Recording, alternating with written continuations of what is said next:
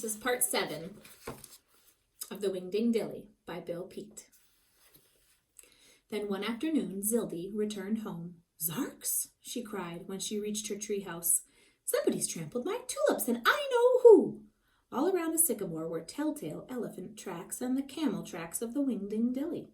"I'll get even," she muttered, "and don't worry, Whingdingdilly, I'll find you." Then Zildy shut her eyes to concentrate. "Now let me see. Aha! So there you are, living in a palace, a highfalutin somebody, a celebrity you are. Well, we'll fix that." In one hop, Zildy was up on a stump. Then, aiming her umbrella in the exact direction of Central City, the angry little witch exploded. "Whammy, kazammy, scrumbo, scaroof! Zigga, zump, zap, zaruda, kerpoof!"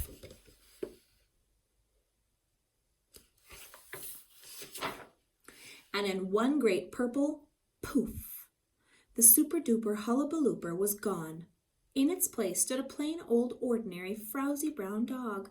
The crowd was so flabbergasted that for a full minute they were left gaping in amazement. Then all at once they burst into an uproar of shouting, "It's a fake! It's a fake! The hullabalooper is a hoax! We've been hornswoggled! We've been rooked! Claxton J. Pringle is a swindler and a crook!"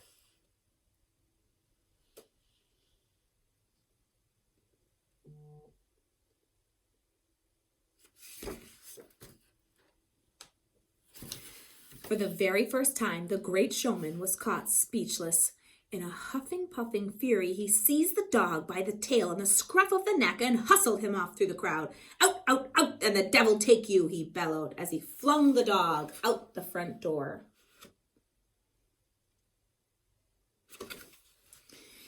In one bounce, Scamp was on his feet, racing down the street, dodging in and out through the traffic. Now that he was free, there was nothing more to worry about. Finding his way out of the big city was easy to do.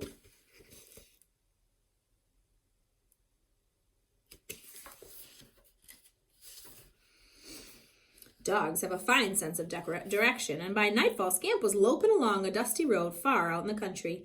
"I'm lucky to be a dog," he said to himself, "with sense enough to find my way home. Even a great horse like Palomar might get lost in the big city." Scamp had not felt so happy and carefree in a long time, and when he came over the last hill and spied the Jarvis house, he barked joyfully.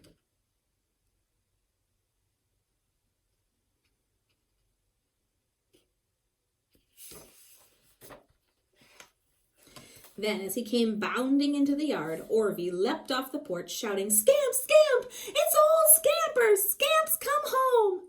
In a wild, rough-and-tumble greeting, the boy and the dog went sprawling in the grass. "Scamp, you old rascal!" cried Orvie. "Where have you been? Where have you been all this time?" "Roof, roof!" replied Scamp, which was as much as a dog could tell him. And, of course, Orvie would never guess where Scamp had been. Not in a zillion years.